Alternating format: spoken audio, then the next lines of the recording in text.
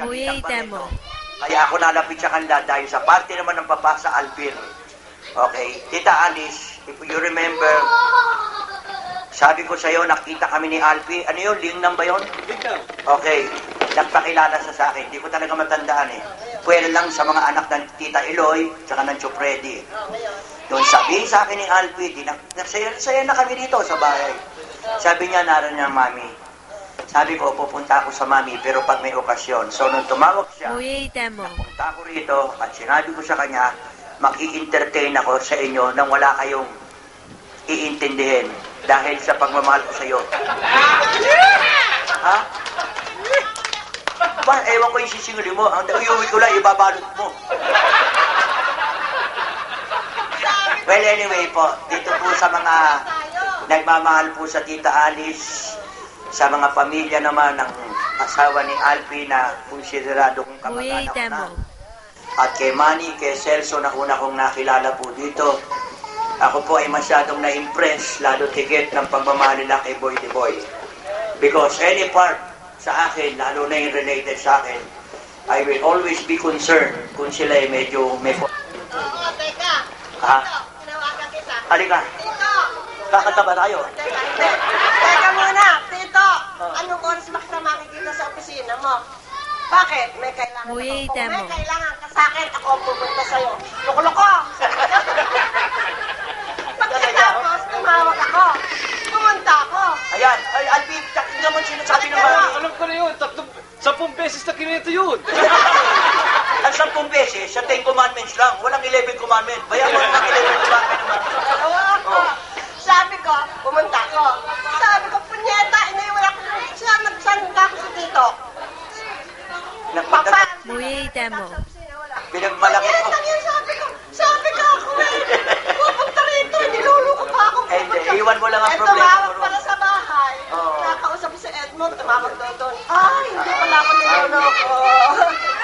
Dahil ang Tita Alice, hanggang sa ultima ora ng mama, nakaburo lang mama ko. Hindi ko naman hinahanapan yung ibang mga kamag-anak namin. Pero ang Tita Alice, she is always there. Okay. Kaya mas kinagano ng Tito Jaime, natatandaan ko. Alam mo naman ng Tito Jaime, lumakan yun. Talagang hindi mo makikita. Sabi mo, talagang klase ito. Dahil Barreto eh. At ang arte Barreto. Ang masama, pag bumira ng Sambales, apaya pa pa na no, anyayamaya na. Pilit tayo lahat. Terus kagarudo mo, ay do kadigan, ay watibala, ay pull the trigger, pungkuna na.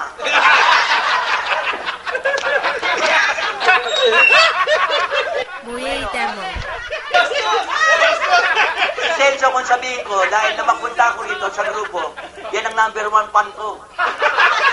Drama na yung sinasabi ko, tumatawa pa rin eh. Kaya sabi ko, nasaan ba? Dito, kumbaga dito, ang tawag ko sa kanya si Watanabe. Dahil lang kung siya, kung nasa India naman siya si Hiawata. Well, anyway, hindi nyo maani sa akin na yung pagiging si Chiquito ko artista. Sinanong ako politiko.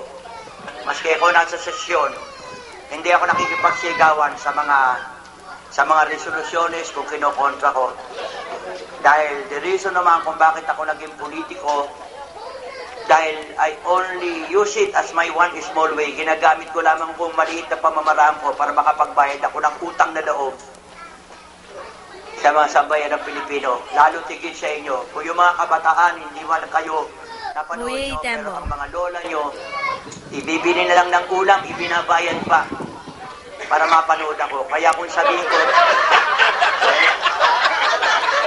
so, dumating na ang ekstremo, hindi na para ako, may mga bagay na dapat akong pagkakitaan, meron namang hindi. Lalo tigit yung pagiging politiko ko, abono pa ako ever since.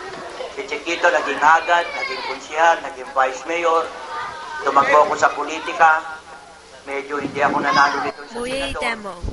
Eh tayo naman may kasabihan, baka sinasama para minamalas, pag ginagaling, dalig pa binabuenas. Okay? Pero walang kwenta yun. Ngayon, mabuti sabihin ko na rito sa inyo, yung sasabihin kong party sa show, kung natuloy sa Cynthia. Ang lagi kong sinasabi, kung naging utang na loob ko sa mama't papa ko, ang ako naging tao, dapat kong kilalanin yun sapagat utang na loob ko sa kanilang aking buhay, sapagat sila naman ang nagpakahirap